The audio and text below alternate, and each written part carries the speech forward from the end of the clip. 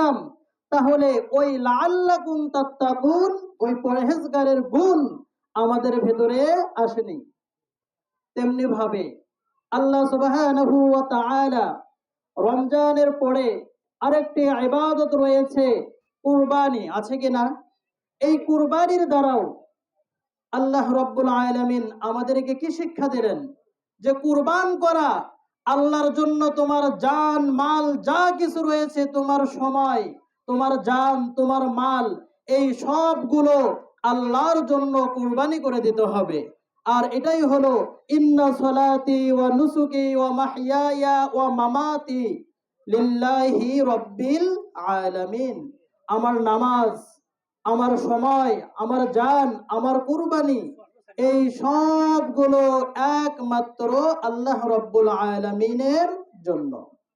এই জন্য সম্মানিত হাজিরিন, যে আমরা পরহেজগার হতে পারলাম কিনা এটা বুঝে আসবে রমজানের পরে যদি আমরা ভালোভাবে চলতে পারি, আল্লাহ তাআলার হুকুম আদায় করতে পারি, 5 ওয়াক্ত নামাজ পড়তে পারি, তাহলে আমরা পরহেজগারের গুণে গুণান্বিত হতে পেরেছি বলে আমরা বিবেচিত হব। নতুবা কখনোই এই পরহেজগারের গুণে আমরা গুণান্বিত হয়েছি বলে আমরা বিবেচিত হব না। এই জন্য আল্লাহ সুবহানাহু ওয়া তাআলা কুরআনুল কারীমে ইরশাদ করেছেন, আল্লাহ রাব্বুল আলামিন বলেন, ইয়া আইয়ুহাল্লাযীনা আমানুত্তাকুল্লাহ হাক্কা তুকাতিহি ওয়া লা তামুতুন্না ইল্লা ওয়া আনতুম মুসলিমুন। আল্লাহ রাব্বুল আলামিন কুরআনুল কারীমের মধ্যে ইরশাদ করেন, ও আমার ঈমানদার বান্দা বান্দিরা, তোমরা যারা আমি আল্লাহর উপর ঈমান আনয়ন করেছো, আমি আল্লাহ তাআলাকে রব হিসেবে মেনে নিয়েছো, তোমরা আমি আল্লাহ রাব্বুল আলামিনকে ভয় করো। কামা হাক্কা তুকাতিহি, যেমন ভাবে আল্লাহ রাব্বুল আলামিনকে ভয় করার কথা ছিল, কামা হাক্কা তুকাতিহি, অর্থাৎ আল্লাহ রাব্বুল আলামিনকে ভয় করার মতন ভয় করতে হবে।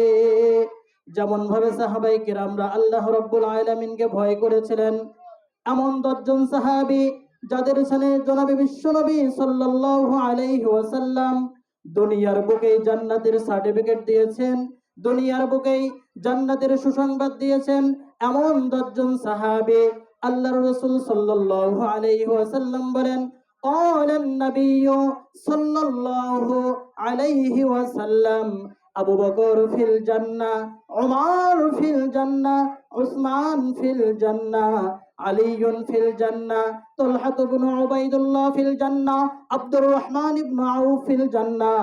জনাবে মুহাম্মদুর রাসূলুল্লাহ সাল্লাল্লাহু আলাইহি ওয়াসাল্লাম 10 জন সাহাবীর নাম ধরে ধরে দুনিয়ার বুকেই তাদেরকে জান্নাতের সুসংবাদ দিয়ে দিলেন।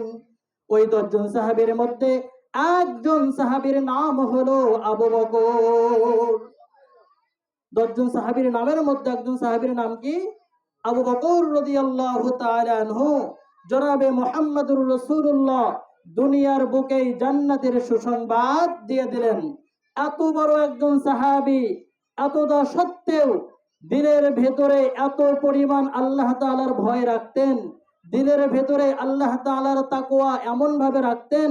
আবু বকর রাদিয়াল্লাহু তাআলা আনহু মাঝে মাঝে গাছের পাতার দিকে লক্ষ্য করে বলতেন, ও গাছের পাতা, তুমি তো অনেক ভালো আছো, যে গরু ছাগল তোমাকে খেয়ে ফেলবে, উট তোমাকে চাবিয়ে ফেলবে, কাল কিয়ামতের কঠিন ময়দানে তুমি আবু বকরকে আমি আবু তুমি তোমাকে কাল কিয়ামতের কঠিন ময়দানে হিসাবের কাঠগড়ায় দাঁড়া লাগবে না, আর আমি আবু বকরকে কাল হিসাবের কাঠগড়ায় দাঁড়াতে হবে। দেখছেন, এত বড় একজন সাহাবী, তারপরেও আখিরাতের ফিকির, আখিরাতের জজবা, আখিরাতের ভয় কেমন ছিল।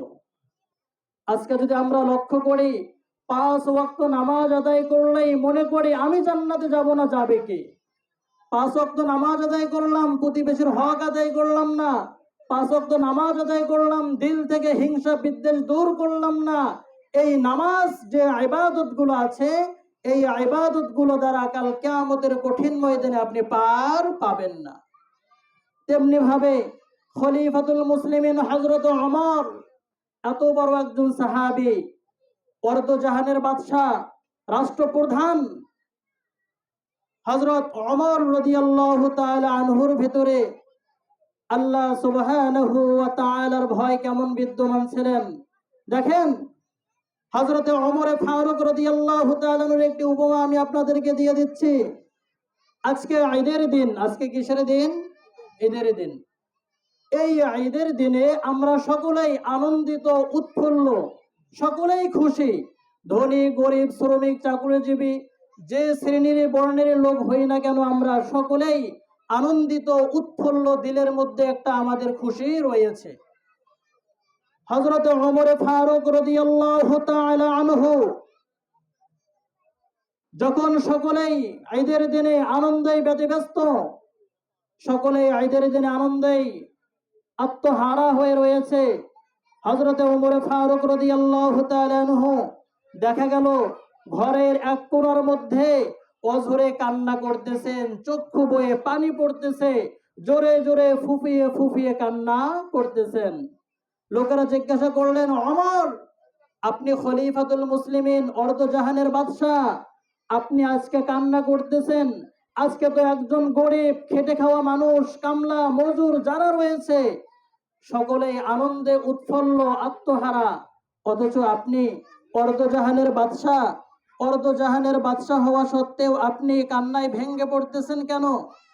তখন হযরতে ওমর ফারুক রাদিয়াল্লাহু তাআলা আনহু বললেন যে, রাসূল পাক সাল্লাল্লাহু আলাইহি ওয়াসাল্লামের হাদিস আমার স্মরণ হয়ে গিয়েছে। আল্লাহর রাসূল সাল্লাল্লাহু আলাইহি ওয়াসাল্লাম বলেছেন, যে ব্যক্তি রমজান পাইল অথচ তার গুনাহ খাতা মাফ করাইতে পারলো না, রমজানের হক আদায় করলো না, খেলাধুলায়, বেহুদা কথাবার্তায়, অনর্থক গুনাহের মধ্যে লিপ্ত হয়ে রমজানের হক আদায় করতে পারলো না, তার মতন হতভাগা, ক্ষতিগ্রস্ত, লাঞ্ছিত, দুর্ভাগা, এরকম তার মতন বদনসিব আর পৃথিবীর বুকে কোনো ব্যক্তি হতে পারে না। আমি চিন্তায় পড়ে গেলাম, আল্লাহ সুবহানাহু ওয়া তাআলা আমার গুনাহগুলোকে মাফ করে দিয়েছেন কিনা, এরকম তো গ্যারান্টি আমি কিছু পাচ্ছি না। তাহলে আমি যদি হতভাগার কাতারেই হয়ে থাকি, তাহলে ঈদের দিন আমি আনন্দ করতে পারি কিভাবে? সম্মানিত হাজিরিন, তেমনি ভাবে এই যে রমজান মাস আমাদের কাছ থেকে বিদায় নিল, এই মাসের গুরুত্ব কেমন ছিল? যদি কেউ সারা জীবন নফল ইবাদত করে, বলেন আপনারা ফতোয়া দেন, ফরজের সমতুল্য হতে পারবে?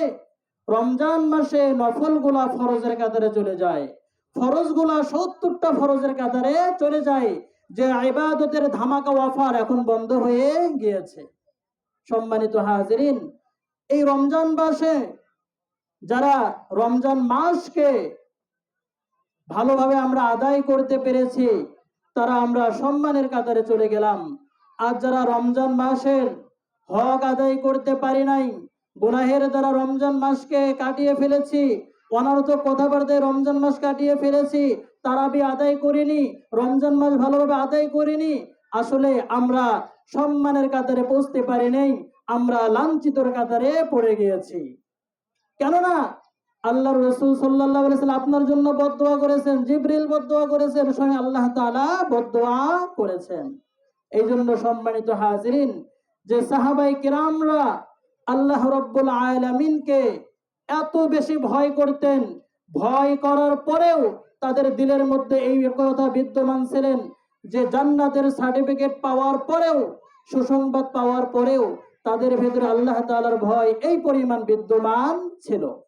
এই ভয় যাতে করে আমাদের মাঝে আসে, দরকার আছে কিনা? এই ভয় আসার মাধ্যম হলো রমজান মাস। কি মাস?